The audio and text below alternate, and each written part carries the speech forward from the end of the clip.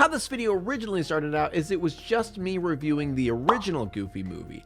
And then after watching the original Goofy movie, I realized I didn't really remember too much out of the original. And I was confused. I was like, okay, what? I swore this is the one I used to watch all the time. And then I completely forgot that there's actually a sequel to the Goofy movie. And the sequel is the one that I actually watched a lot more than the original movie. I did watch the original movie when I was younger, but the second one was the one that I watched the most. So then, last minute, even though this video is supposed to be done in 24 hours because I just finished watching the movie and I did tell the people who sponsored this video that I would get done by tomorrow, screw it, let's try. Try? You know what you guys should try?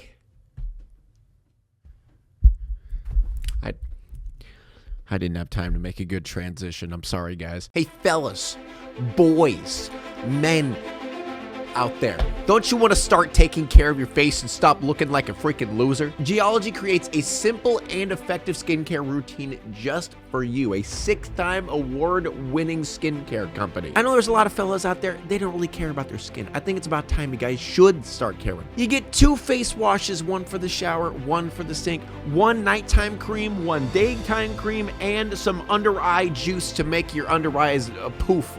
Look at me.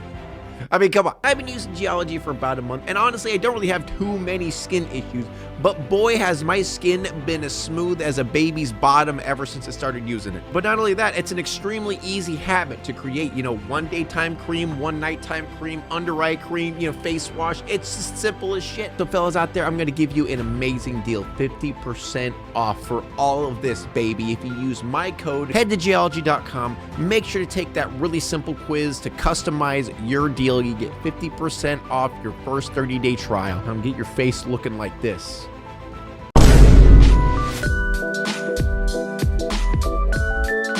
So, the original Goofy movie. It's definitely one of those movies that was kind of swept under the rug. It didn't really have a great box office turnout. And I mean, to be honest, it was a movie with Goofy in it. Obviously, you don't really expect a movie with Goofy in it to be something spectacular. But who would have thought that not only this movie, but the sequel would turn into a huge cult classic? And I'm going to be completely honest here. I watched this movie with a couple friends, and I realized, I don't really like the original movie as much as I used to. And now I still do agree that it is an underrated movie, and it is a great movie. It just wasn't as enjoyable as I remembered, and both of my friends also agreed. But the reason I find this movie so good and so unique is the fact that it's just not what Disney normally does with their formulaic type musical movie. There's the main protagonist, maybe they have a goal, maybe they want to be a hero. Antagonist comes one and says, main no, thing that you they can't want to do do that because the the protagonist uses he tries to stop that person and says, no, you guys know what Disney does. But this is where the Goofy movies, both of them, excel. See, the original Goofy movie is about a father and a son relationship. It's not the cut and dry good guy, bad guy situation. Honestly, both Max and Goofy have the gray area of both being antagonist and protagonist at the same time. They're both kind of each other's enemies. They both try to stop each other along the way of getting what they want. And eventually at the end of the movie, they find a compromise and they're happy. Honestly, it's just such a different take when it comes to Disney musicals as a whole, because the original Goofy movie is a musical, which I honestly forgot about. There was a video made by a YouTuber named Sideways, and he did a really good job of breaking down everything and why it's different and why it's better and etc. I would highly recommend watching his video if you're interested in that aspect. The movie starts out with Max kind of having a vivid nightmare expressing his fear of becoming his father. So he wakes up late for school and we get the first musical number of the movie, basically setting up the whole situation of what we're gonna see. All the kids at school kind of treat Max like a nerd, loser. They all kind of bully him. No more looking at losers like him.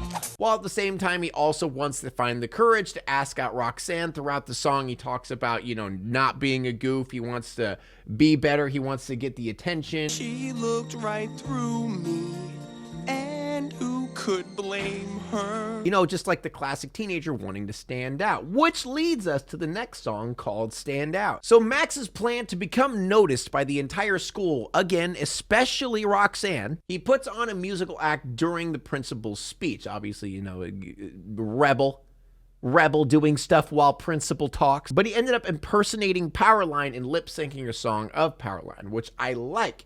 I like that they made him lip sync because it's a very good representation of what Max wants to do, but he's failing at doing. You know, he wants to stand out and be noticed by everyone else, but the only way that he's doing that is by not being himself. If I could make you stop and take a look at me instead of just walking by. And he also gets the opportunity to sing directly in Roxanne's face, being like, yo, girl, hit me up. You know, I want you to see me. I want you to see what I got. You know what I'm saying? So Max Robert, who is the best character in the entire movie, it's the Leaning Tower of Cheesa. and PJ all end up in trouble by the principal, obviously. All while Goofy and Pete are talking, and Pete's talking to Goofy being like, yo, you better get a hold of your son. He might start causing riots or being a part of gangs and stuff like that. Oh yeah, also the Powerline song really hit a number with Roxanne, and I'll mention later how I find Roxanne to be extremely shallow and honestly an awful person and character. But anyway, Max ends up asking Roxanne out to a party date later on. So things are looking up for Max. You know, everyone in the school's hyping him up like, yo, you did the Powerline thing. You're the cool kid. Also, we got the girl. It's looking good. Until Goofy gets a call from the principal, and the principal literally says he needs to get a hold of Max before he ends up in the electric chair. I'd seriously reevaluate the way you're raising your child before he ends up in the electric chair. I don't know. A little bit aggressive, a little bit over the top, maybe. So yeah, Max is feeling good. He's feeling on top of the world, and then boom, comes home. Goofy wants to take him across the country on a fishing trip in order to bond with Max because he's worried that he's losing Max. You know, it's that classic fear of a good parent. You know, a good parent always wants to have a connection with their son or offspring in any way, especially after finding out that Max has been getting in trouble. So here's where the main issue comes in. And this is not just for the first movie. It's actually also for the second movie. We'll get to that later. The plots are honestly identical in a way. But Goofy obviously ends up kind of ruining Max's life in a way. You know, in Max's head, he feels like he's ruining his life. But in reality, all Goofy really wants is just to have a connection with his son and to spend time with his son. But anyway, let's get to Roxanne. The reason I hate Roxanne so much is actually the main plot of the whole film, which is another reason why I still find the first film a little bit less compared to the second film. So Max goes to Roxanne's house and he's like, hey, not gonna be able to make it to the party. My dad ended up wanting to go on a cross-country trip all of a sudden. See, most girls, if they liked you, they'd be like, oh, yeah, that's fine. Hey, let's see a movie when you come back. Let's go on a date. Let's eat freaking McDonald's when you come back. You know, fancy date. But instead of that, she tells him, oh, it's fine. I'll just find someone else. Now, I know the movie's trying to be like, oh, she's just upset because she thinks Max doesn't want to hang out with her. But no, that's pretty obvious that he wants to hang out with her. It doesn't make sense. And the way he gets Roxanne to actually stay with him and not just go with some other dude is because Max lies to her and tells her, hey, my dad knows Powerline. He knows a famous person, and I'm going to LA to play on stage with him. That is how Roxanne ends up staying with Max. She was literally about to dip until she found out that Max's dad was friends with the famous person. Like, I don't know. I feel like that's extremely shallow and kind of messed up.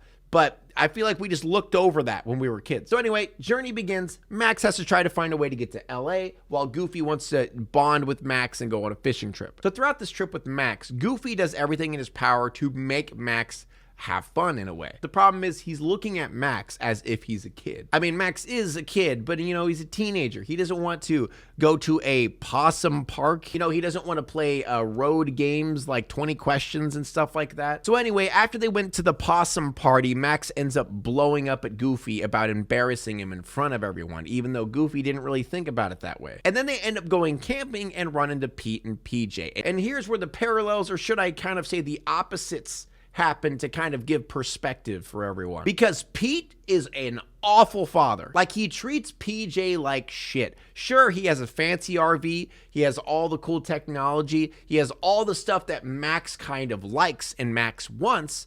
But at the end of the day, if you look at PJ, he looks depressed. And obviously for Goofy and Max, it's the complete opposite. Max kind of wants to be with Pete because he thinks that'll make him happy. But then we have the next scene where they just get trapped in a car because Goofy ends up doing the perfect cast and catches Bigfoot, which is hilarious. So they get stuck in a car all night and end up having a little bit of a bonding moment over some soup.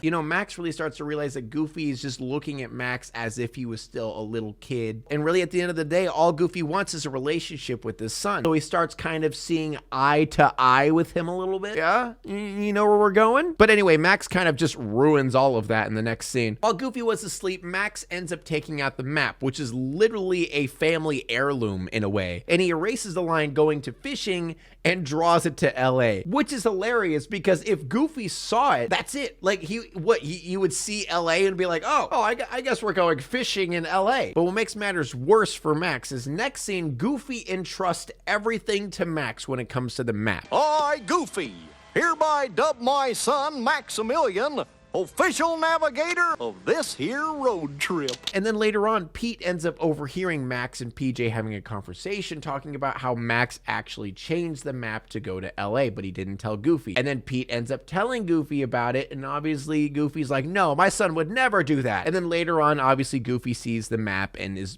feeling betrayed as shit, which honestly, yes, he should be. So even though Goofy saw the map, he gave Max one last chance. They were at a crossroads. Either go left to LA or right to fishing. And obviously Goofy knows where to go, so he's going to entrust Max that he might change his mind and he'll forgive him.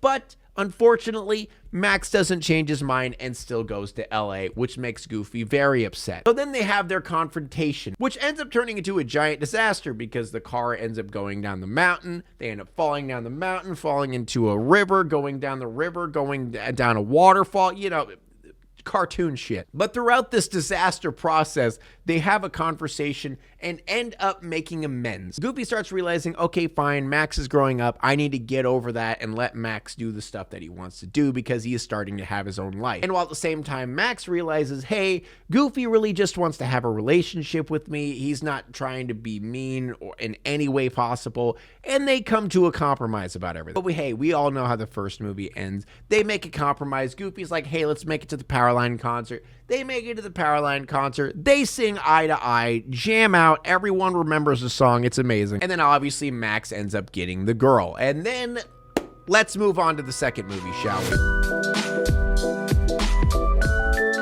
So the second movie starts in a very similar situation as the first because, like I said, the first and the second are kind of basically the same movie, but this time Max is going to college. You know, he's growing up, moving on with his life, and Goofy's kind of upset with it, just like the first one. And also, Roxanne doesn't exist in this movie, so I guess, like, you know, the entire trip that Max and his dad took to go see Powerline to get Roxanne kind of was pointless because I guess they didn't last. And also, it's weird because they still have the same issues that they ended up making a compromise of in the first movie, which doesn't make sense as well. Which is why I don't even really consider this a sequel. It's almost like they remade the first movie in a different light. So honestly, everything that happened in the first movie, you could kind of just throw away when it came to the sequel, which honestly I think is why I got so confused with the first movie and the second movie, because at the end of the day, they really are just the same movie. And we even had the same situation where Pete just doesn't give a shit about PJ at all. Come on, son!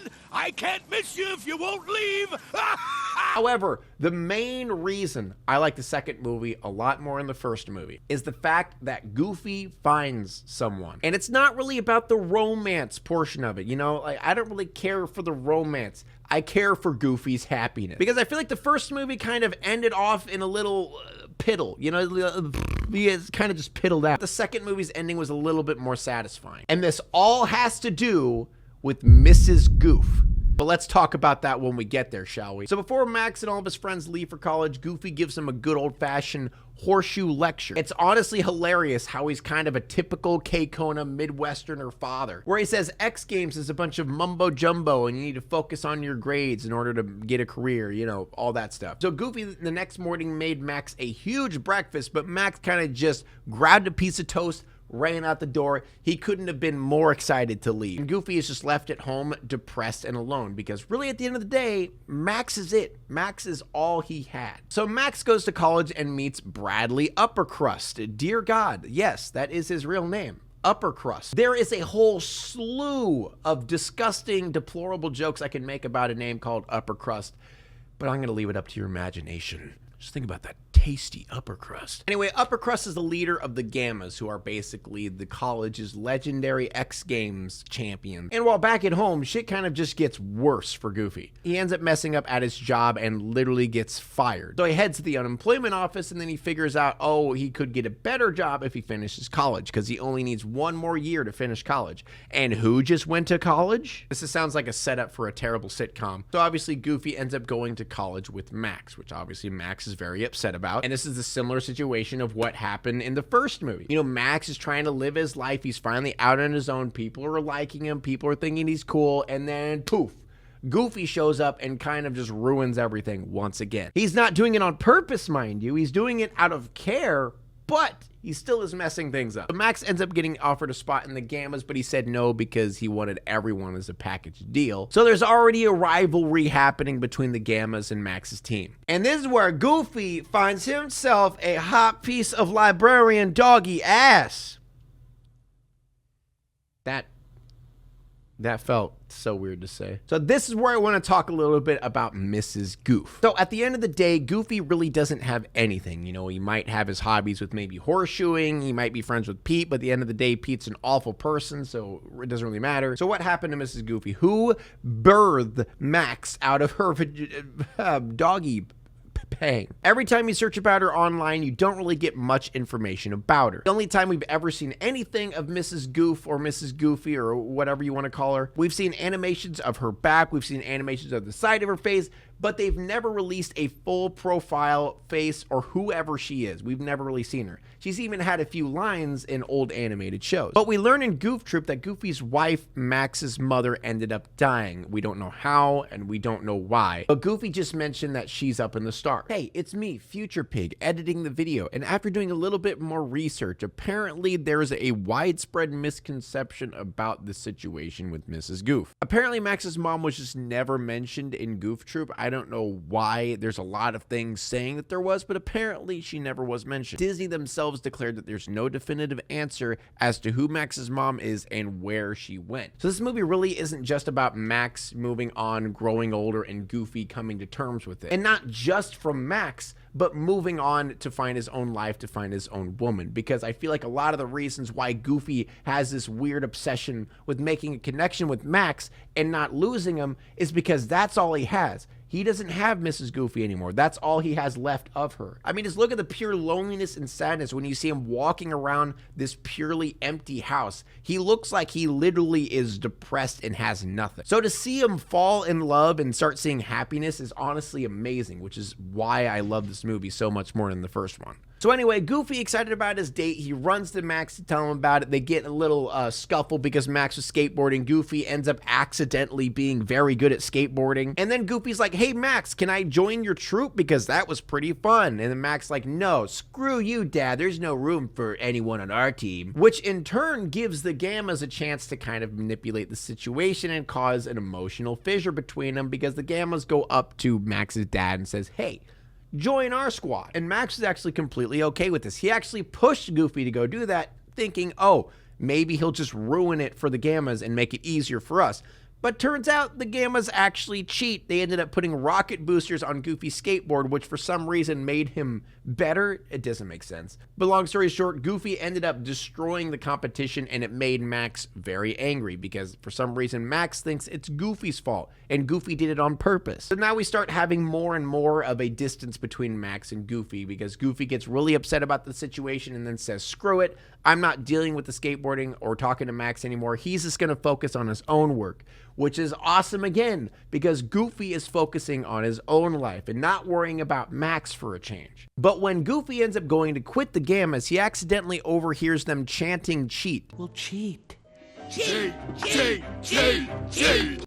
Which every cheater does. You know, people who cheat at stuff, they just chant cheat very loud in a dark room. Goofy tells Max, and for some godforsaken reason, Max just doesn't believe him. And this part is honestly kind of just a show of Max's character, because Max really, at the end of the day, he's kind of a dick. Because Goofy's walking away sad because Max didn't listen to him, and he's a little bit depressed that Max just didn't care or trust him. So PJ ends up getting hurt because of the Gammas cheating again, And then Max is like, hey, Dad, can you join us now? Sorry, I was wrong. Dad, relax. I'm not in trouble. It's just the team needs you.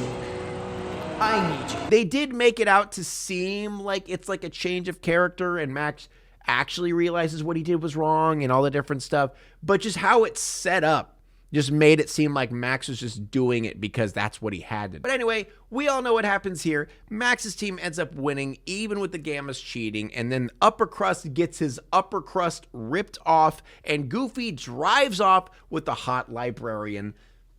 Boom, bam. This is why I love this movie so much. It's not really centered around Max. It's really centered around Goofy and helping him come to terms with the fact that he doesn't have anyone left. And it's time for him to move on, not just from his wife who passed away, but also Max, because he realizes without Max, he literally has nothing. That's it. So to see him actually have someone in his life and not need Max anymore is a very satisfying ending to this movie. And I know a lot of people might disagree with me. You know, this nostalgia might hit harder for the first movie, but personally, I just like how the second movie ends. They really are just the same movie, just written a little bit differently in different time areas, I guess. But the problems seem like they're all the same. It's just the solution and how they dealt with it, I felt like was better in the second one than the first one. That's just me. So, if you guys like this video, please subscribe. If you guys like the Goofy movie, please subscribe. If you guys want me to do more, please subscribe and leave a comment telling me what you want me to do next. Please follow me on Twitter. Follow me on all the socials. Plug.